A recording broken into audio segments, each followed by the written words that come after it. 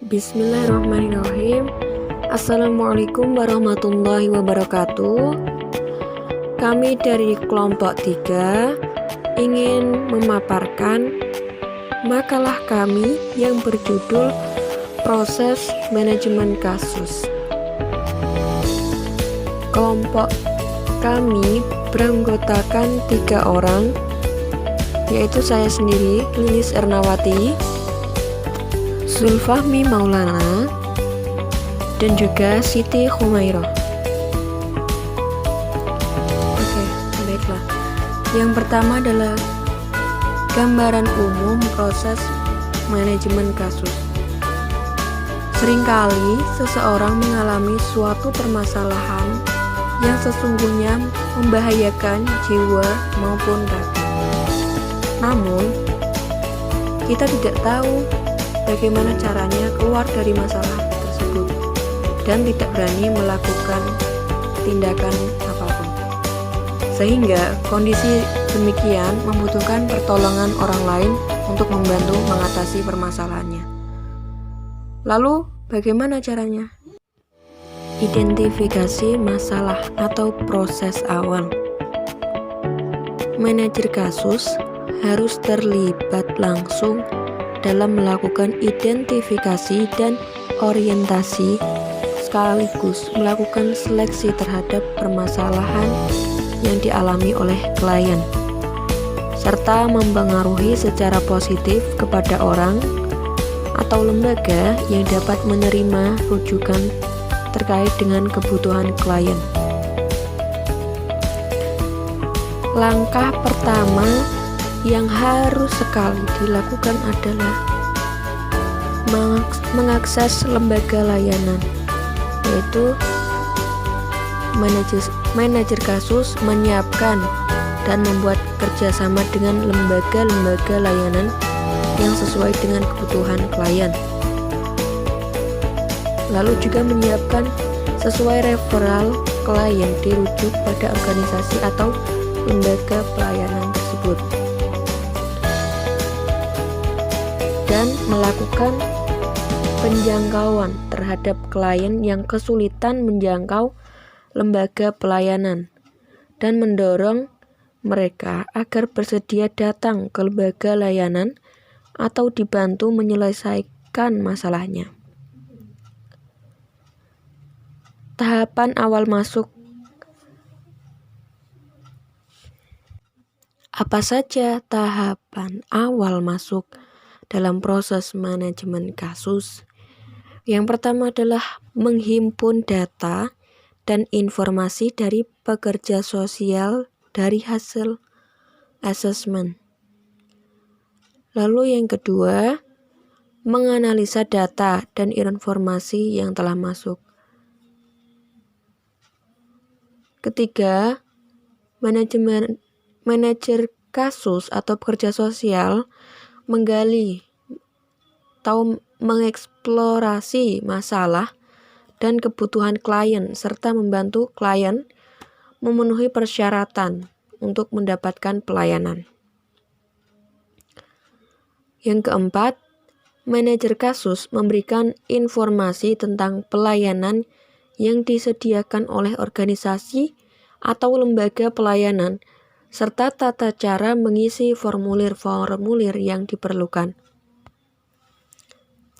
Yang kelima, melihat dukungan sosial yang ada di sekitar klien. Dukungan itu berupa dari dukungan keluarga, dukungan budaya, dan nilai-nilai yang ada di lingkungan sekitar.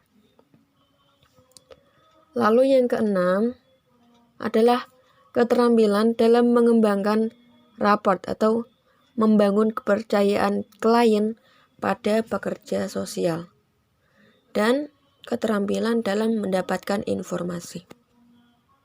Yang kedua adalah proses asesmen. Proses asesmen adalah upaya untuk mendapatkan data atau informasi dari proses dan hasil pembelajaran. Asesmen berfungsi untuk menggali dan mengumpulkan informasi terkait dengan kebutuhan-kebutuhan biopsikososial dan spiritual klien, serta sumber-sumber serta potensi klien baik kekuatan dan kelemahannya. Melalui asesmen ini, maka nanti akan diperoleh secara menyeluruh dan integral, sehingga dapat dijadikan langkah untuk menyusun rencana intervensi yang tepat guna pemecahan masalah yang dihadapi klien.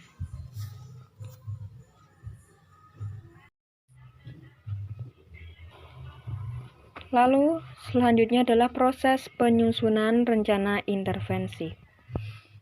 Setelah manajer kasus mempelajari dan memahami hasil asesmen, dilanjutkan dengan membuat telaah dan merencanakan pelayanan yang tepat sesuai dengan kebutuhan klien, dengan mempertimbangkan hak asasi manusia. Artinya bahwa layanan tersebut mempertimbangkan hak-hak dasar yang dibutuhkan oleh korban tindak kekerasan terhadap perempuan. Selanjutnya, manajer kasus bersama klien menyusun rencana intervensi yang sebelumnya manajer kasus memberikan informasi tentang lembaga layanan yang dapat diakses oleh klien. Yang perlu dipertimbangkan adalah bahwa korban tindak kekerasan biasanya memiliki ketakutan yang luar biasa ataupun rasa malu jika masalahnya diketahui oleh orang lain, sehingga rencana intervensi yang akan diberikan benar-benar memberikan rasa aman, nyaman. Selanjutnya, manajer kasus juga menginterpretasikan tujuan dan fungsi rencana kasus kepada pemberi pelayanan agar terdapat sinkronisasi dan memberikan pelayanan.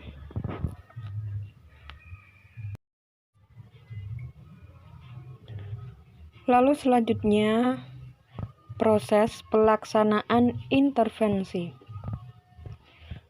Setelah perencanaan penanganan kasus, selanjutnya pelaksanaan penanganan dapat dilakukan. Ada beberapa hal yang harus dipersiapkan, yaitu mensosialisasikan program ke masyarakat luas. Yang kedua, mempersiapkan pengadministrasian dan kontrak penanganan. Yang ketiga, mempersiapkan penanggung jawab program dan tim pelaksana. Yang keempat, menyiapkan penganggarannya atau dana yang akan dibutuhkan nanti. Lalu yang kelima, melaksanakan sesuai dengan jadwal yang telah dibuat. Keenam, mempersiapkan tempat dan perlengkapan penanganan atau sarana dan prasarana. Dan yang ketujuh adalah menerapkan desain penanganan.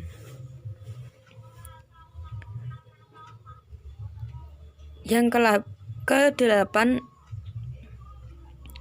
menerapkan prosedur penanganan.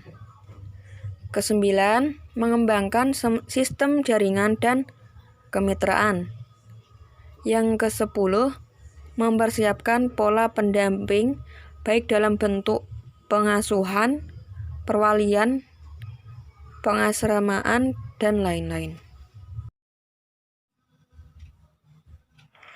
Baik, di sini saya akan melanjutkan materi dari kelompok kami, yaitu mengenai proses monitoring evaluasi.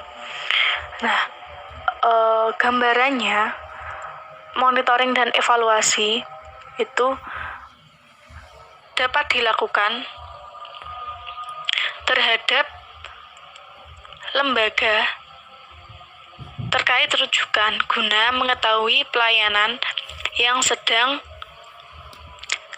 atau yang sudah diberikan kepada kliennya. Nah, beberapa pakar manajemen itu mengemukakan bahwa fungsi monitoring mempunyai nilai yang sama dengan fungsi perencanaan. Lalu monitoring dilakukan dengan cara menggali untuk mendapatkan informasi secara reguler berdasarkan indikator tertentu dengan maksud mengetahui apakah kegiatan yang sedang berlangsung sesuai dengan perencanaan dan prosedur yang telah disepakati. Nah, selanjutnya yaitu mengenai langkah-langkah pokok untuk melakukan monitoring adalah sebagai berikut. Yang pertama yaitu menyusun rancangan monitoring. Lalu yang kedua yaitu melakukan kegiatan monitoring dengan menggunakan metode teknik dan instrumen yang telah ditetapkan dalam langkah pertama. Lalu yang ketiga yaitu menyusun dan menyerahkan laporan monitoring kepada pihak pengelola atau penyelenggara program untuk digunakan bagi perbaikan atau pengembangan program.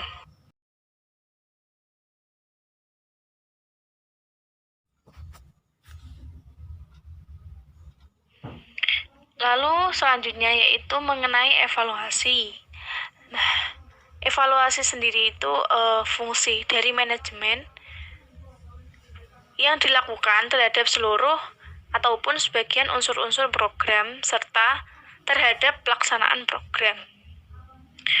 Kegiatan evaluasi ini dapat dilakukan pada saat sebelum, sedang, ataupun setelah program dilakukan. Nah, evaluasi ini bermaksud untuk mengetahui apakah tujuan yang telah ditentukan dapat dicapai, apakah pelaksanaan program sesuai dengan rencana, dan atau dampak apa yang terjadi setelah program dilaksanakan. Nah, dari evaluasi sendiri ini ada dua jenis, yaitu evaluasi formatif dan evaluasi sumatif. Evaluasi formatif ini menyediakan informasi untuk meningkatkan atau memperbaiki produk atau proses. Sedangkan evaluasi sumatif menyediakan efektivitas jangka panjang atau informasi dampak jangka panjang untuk menentukan apakah akan mengadopsi atau tidak suatu produk atau proses.